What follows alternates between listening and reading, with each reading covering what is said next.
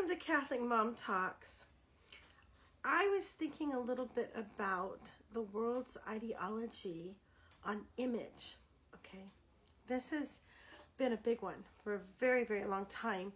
And I was trying to trace back the roots to when it started. It's probably been here since time eternal, right? But it seems like maybe towards the 50s, image started taking a role that was not a good role. Okay, and I think people started fabricating their images so that they become suitable or acceptable to the public eye, right? If I look good, then people will accept me. If I'm beautiful, then people will love me. People will worship me, right? Okay, you get a certain amount of power when you fit in, right? When you mold yourself into the secular ideology of what someone should look like, what someone should weigh, what someone should act like, right? Or this kind of education or that kind of education, right? We mold ourselves into this false image or persona, right? It's a persona. And our persona is really the false part of ourselves, okay? Not that we don't want to try to look decent, you know? I mean, we don't look like we're on the streets or we're dirty or something like that, right? That's not okay. God doesn't want us to do that. But he doesn't want us to fabricate a false image. Scripture even goes on to say that the world judges by appearance. Okay, they judge people by appearance. Okay, well, now mind you, let's say you're a kid, you're growing up in school, you start getting hit head on. From the time you're in junior high all the way till you're an adult, right? We're constantly being shaped and molded by the culture and society. Do I have the right genes? Do I have the right car? Do I have the right house? We get a little bit older. Do we have the right husband, right? The right job, the right social status, right? All of these things are a distraction, okay? 100% distraction from the call that God has called us to do. The enemy knows this, right? If we get wrapped up in fabricating who we are, right? We never find out who we really are. And who we really are is where God is at, okay? It's where our calling is at. It's where our vocation is at, okay? It's our mission to find out who we are, right? You know, women, and especially, I mean, I'm an older woman, and you get in your middle ages, right? And a lot of us want to look like we're 20.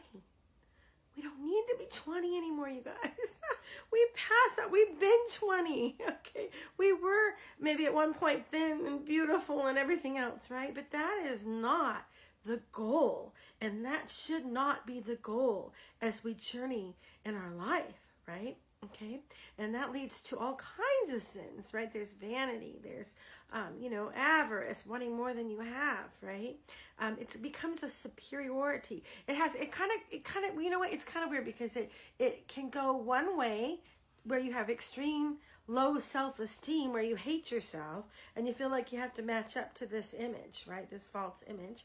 Or it can go all the way the other way, where you think you're the cat's meow and you're the most beautiful thing that ever walked the earth and everyone should worship you, right? Well, it can go either way, to either extreme, right? Maybe you're just somewhere in the middle, right? But what I'm inviting you to do today is I want you guys to rip off anything in you that is false. Anything that you've used for power. Maybe it's your looks. Maybe it's your money. Maybe it's, your education. Anything that is creating this false persona. This false persona that you present to others.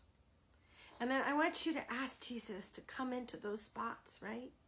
And ask the Lord, why do I need to do this? Who am I doing this for?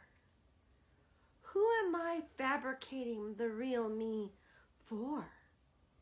Right? It's obviously not for me because I don't feel acceptable or loved, right? If I am myself, but you yourself didn't need to be changed, okay? You were beautiful and amazing and good and holy and creative and talented. And there's 8 billion things about you that you don't see in yourself. So you need to ask the Lord to show you who you are. And that's personal growth, personal spiritual growth with the Lord. Growing in holiness is finding out your true worth, your true value, and how God sees you. Okay? We want to rip off anything that's false, anything that's a persona, because the reason why we need to do this, number one, is because we have to be our real self, okay, in order to be truly full of joy and happiness and peace. We can't keep playing that game, okay? We can't keep being acceptable in the eyes of society, right? We need to be only worried about what God thinks, not what other people think, okay? And it creates a freedom, a tremendous freedom. You don't need to have the expensive clothes. You don't need the makeup. You don't need the events and the things in your life. Life becomes extremely valuable because you are extremely valuable. You have worth. You have purpose. You have meaning. You have a calling from God to do on this earth before you die. Okay? Now that may not be, well, maybe it could be, you go out and feed the homeless or whatever it is God's calling you to do. But it's something the Lord is asking of you. Maybe it's raising a child at home that has a disability. Maybe it's a job you don't necessarily like, but you work and you support your family. You have a mission, a vocation, and a calling from God, and it is holy. It is holy, and God is with you in that mission. Now, maybe you work as a machine mechanic, and maybe you think you should have gone to college or whatever. You are doing something amazing right now. You are taking care of your family. That is amazing. God is with you in that. It's honorable. It is honorable. It is honorable to be yourself. It's honorable to be free in yourself. Because when you are who you are, other people can be who they are. The walls drop down, right? You're no longer communicating persona to persona. Here's my false self. Let me see your false self. You can't get anywhere like that. Life isn't like that, right? You can never grow in intimacy or love with people if you're only presenting persona to persona. And this is what happened in marriages all the time. People give their fake self to the person, right? And they demand the other person live up to that fake self. Well, that's never going to last. You have to find your real self in Jesus. And when you find your real self, you'll find Jesus. And when you find Jesus, you'll develop that intimacy with him where you will find your vocation. You will find peace and joy in your state in life, and you'll thrive.